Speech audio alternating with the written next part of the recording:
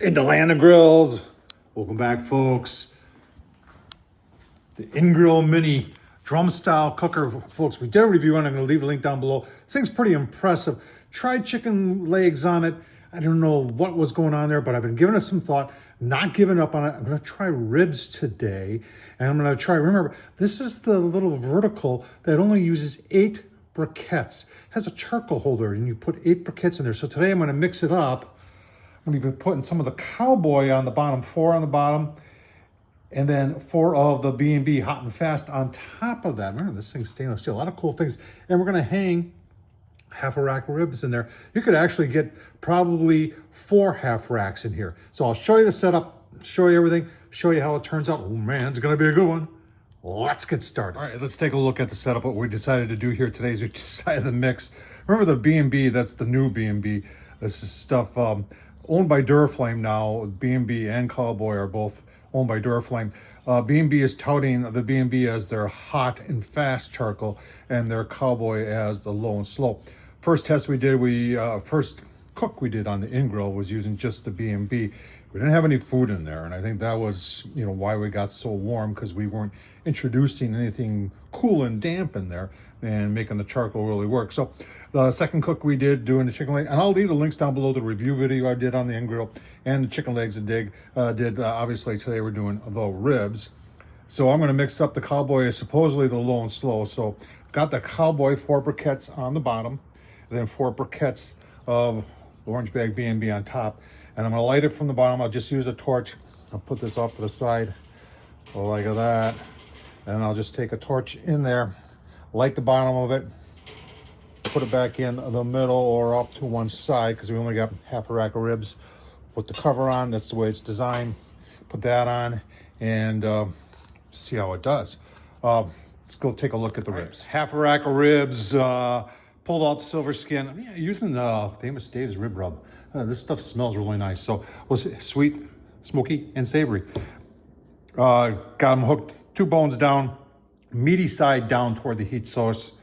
Whether it's right or whether it's wrong, we're just trying to figure it out here on the InGrill Mini. Let's get it on. I'll show you that I do have them going. The thought is that I'll get the smoke in the lower and slower temps from the Cowboy. Then once the ribs gets the smoke in there, then it'll move up to the hot and faster orange bag B&B. That cover goes on there. I got my high temp gloves. We'll put it in the middle. Put that on. Put that on. Put the ribs on. Ready to put the ribs on. I've had this going for 5 minutes, maybe a little bit longer. See our temps already, and if you can believe that, we're just going to use that as a gauge. Already about 150. I did offset the nice thing about having that little charcoal thing is you can offset it. Since I'm only hanging one piece, I offset the charcoal to this side. I'm going to hang my ribs on this side. I put the vent on that side, so the theory is that the smoke will come up and over. And let's just get it hung in there. Okay, we're just going to go like this. And there it is. Give you a look. So about 15 minutes since we hung the ribs, and this is interesting because temps, look at that, 250. Remember I kind of put the charcoal more or less over there, and I got the ribs hanging here. I have throttled this back a little bit. Maybe I'll throttle it back just a tad bit more. Those vents on the bottom, there's nothing you can do about them. I know people have already said the vents on the bottom are going to be a problem. I don't know that, but today, and I don't know if it's because we're mixing charcoal, the Cowboy, with the B&B. Remember the Cowboy's on the bottom, that's what I lit, 4, and then there's 4 of the hot and fast B&B on top of it. Maybe that's the difference. I don't know, but I was going to go for a walk, but now I don't think I will. I'll stay here and monitor this. More exciting. Keep on going, give you. All right, we're about 45 minutes into it. Temperatures are stabilized at that 300 mark on that gauge. See what I've done with the vent. No visible smoke.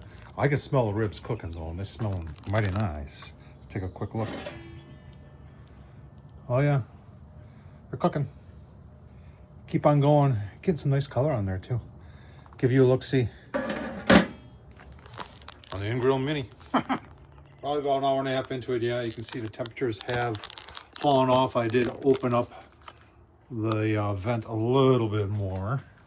It still smells good. As you can see, there's a little bit of smoke coming out of there. Look at that. Yeah, that's cooking up mighty nice. Let's pull it out of there. Take a quick look here.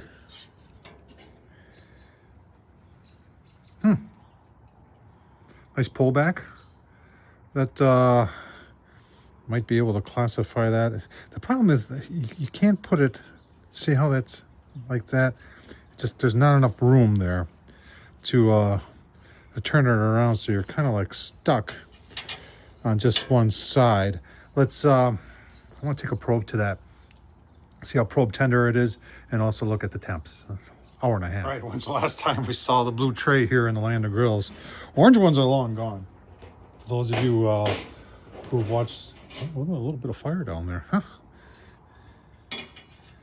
Let's just it's on the old blue tray here. See how we're doing for tenderness and temps. There's no way this can be done. I don't know if you're going to be able to see this. Look at that. 204. Thicker part, it's going to be 198. It is. That is that's probe tender right there. Put a little sauce on that, you know, I think it'll be good eating. Oh man, way to go, InGrill. Right, took it off, put it on the rack. A lot of you have comments, some of you have comments saying a domed lid would be a lot better because it hits right there, so you have to go like that. But we're just trying to get some sauce on there. A little bit of the Blues Hog raspberry chipotle. If you didn't know, I really like that stuff. My hand is probably in the way, sorry.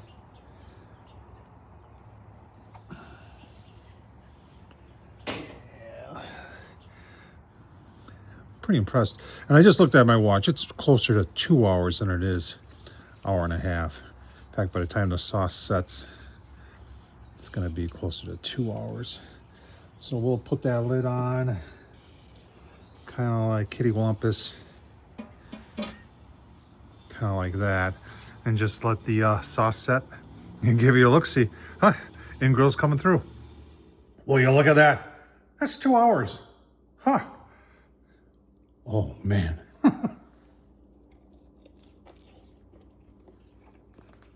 Yeah, one bone down. Wow. Nice smoke ring. You can taste the smoke. The B&B, I don't know if it's the Cowboy or the B&B. I think it's the Cowboy. You have a lot of nice smoke. I think we found the perfect combination using for the Cowboy on the bottom and for the B&B Hot and Fast on top. Remember, we did this with 8 briquettes.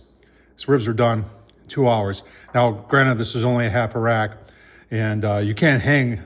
Yeah, I wouldn't try hanging a full rack, but you definitely could hang probably. Well, I would try maybe 2 half racks first, see how it goes, and then keep on bumping up 3 and then maybe 4. But on the InGrill Mini, knocked it out of the park. I don't know what to say. Thanks for watching. What do you think? I'm impressed. Thanks for watching, folks.